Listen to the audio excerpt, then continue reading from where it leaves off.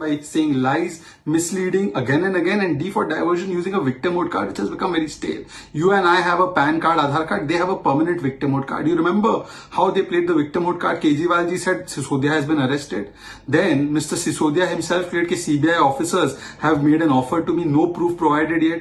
Then you remember Aam Aadmi Party said that we have been offered 20-25 crore rupees to purchase our MLAs. 800 crore operation is taking place. Audio tape is with us. We will release the audio tape. Till date, no audio tape has been released. So time and again making these bogus claims, misleading. And if there is no Sharab Ghotala that has taken place for which you do not want to answer, why did Mr. Kejriwal go from the new policy to the old policy? Why is the RTI of this Delhi government saying that 2,500 crore rupee loss was caused to the exchequer by this new policy? Why is it that Vijay Nair and other worthies of your party have not got bail or relief from court of law till date? Why is it that August 17 the FIR has been registered and there is no proof according to you against you? Then why haven't you got the FIR quashed? So time and again playing this victimhood card, trying to cry foul. And we have noted how Mr. Manish Sisodia tried to sabotage the investigation by calling for the files. We have seen how digital evidence is being tried to be destroyed. So this shows that they are scared because of the inquiry that may lead to the entire. तो शहजाद पूनावाला का ये कहना है कि इस विषय को लेकर अगर आप डरे नहीं हैं, अगर आपने कुछ किया नहीं तो आपको डरने की आवश्यकता नहीं है और जो एजेंसीज हैं उन्हें कार्रवाई करने दीजिए। बीजेपी के लगभग सभी प्रवक्ता बलराम एक ही बात कह रहे हैं कि ठीक है, अगर आप डरे नहीं हैं तो सांच को आंच क्या वाली बात लगभग सभी बीजेपी के नेता कह रहे हैं। जबकि मनीष सिसोदिया का जो ट्वीट है एक बार फिर से उसी तंजिया लहजे में नजर आ रहा है कि आपका स्वागत है। ये स्वागत वाला जो शब्द है कई बार इस्तेमाल हो चुका है। इससे पहले केजरीवाल जब जांच और रेड का सिलसिला शुरुआत इसकी हुई थी उस वक्त उन्होंने किया था और अब एक बार फिर से।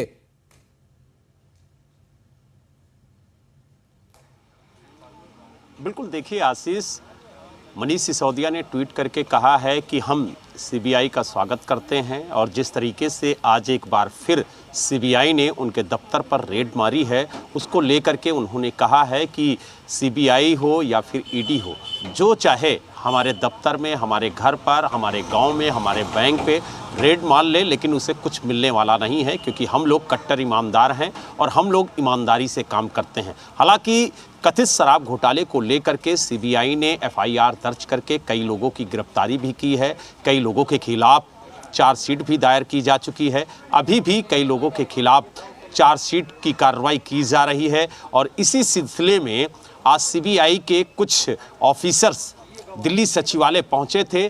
उन्होंने यहां पर कुछ लोगों से पूछताछ की थी। बताया जा रहा है कि कुछ फाइलों को भी उन्होंने मांगा था और इसी बात को लेकर के जो दिल्ली के उप मुख्यमंत्री हैं मनीष सिसोदिया, उन्होंने ट्वीट करके ये जानकारी दी कि उनके दफ्तर पर आज सीबीआई की टीम पहुंची, उसने रेड किया और जो छापेमारी की कार्रवाई है वो की गई है। लेकिन जो सीबीआई के अधिकारी हैं उनका कहना है कि हमने किसी भी तरीके की कोई छापेमारी नहीं की है, हमने सिर्फ जो हमारी इन्वेस्टिगेशन होती है उसी के आधार पर जो हमारे अधिकारी हैं वो दिल्ली सचिवालय पहुंचे थे और हम सिर्फ सबूतों को इकट्ठा कर रहे हैं क्योंकि कई लोगों के खिलाफ चार्जशीट दाखिल कर दी गई है, कई लोगों के खिलाफ चार्जशीट की कार्रवाई के लिए जांच प्रचलित है और यही वजह है कि हम साक्ष्यों के आधार पर काम करते हैं और साक्ष्यों को इकट्ठा करने के लिए हमारी टीमें जाती हैं। इसे छापेमारी का नाम ना दिया जाए बल्कि इन्वेस्टिगेशन का एक पार्ट है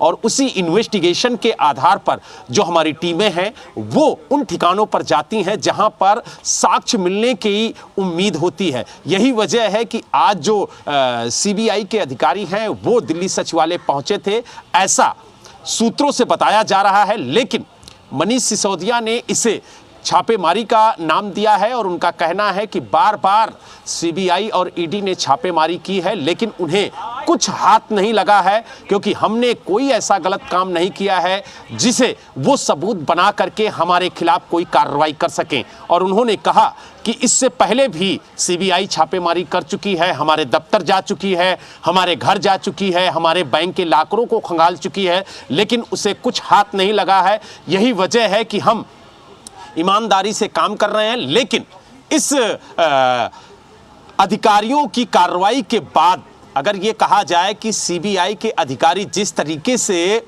दिल्ली सचिवालय पहुंचे हैं, उसके बाद जो सियासी पारा है दिल्ली में वो काफी तेजी से ऊपर उठा है। चाहे वो भारतीय जनता पार्टी हो, वो भी आरोप लगाने से नहीं चूक रही है, चाहे आम आदमी पार्टी के नेता हो, उनका कहना है कि बार बार सीबीआई और ईडी का दुरुपयोग किया जा रहा है और उनके सहारे हम पर दबाव बनाने की कोशिश की जा रही है। लेकिन हम लोग ईमानदारी से काम करने वाले लोग हैं, इसलिए हम छापेमारी से, हम कार्रवाई से नहीं डरते हैं। चाहे जितनी सीबीआई की टीमें लगा दी जाएं, चाहे जितनी ईडी की टीमें लगा दी जाएंगे, लेकिन हमारे खिलाफ उन्हें कोई सबूत नहीं मिलेगा। और यही वजह है कि जो आम आदमी पार्टी के नेता हैं और खुद दिल्ली के मुख्यमंत्री मनीष सिसोदिया ट्वीट करके ये कह रहे हैं कि सीबीआई का हम स्वागत करते हैं, वो जांच करें, वो छापेमारी करें, वो सबूतों को खंगालें, लेकिन हमारे खिलाफ उन्हें कोई सबूत नहीं मिलेगा। और इसी बात को लेकर के उन्होंने ट्वीट किया है और उन्होंने ये बताया है, लोगों को ये जानकारी दी है कि सीबीआई की टीम आज एक बार फिर दिल्ली सचिवालय उनके दफ्तर पहुंची है। जी, बहुत शुक्रिया आपका इस पूरे मामले पर जानकारी देने के लिए।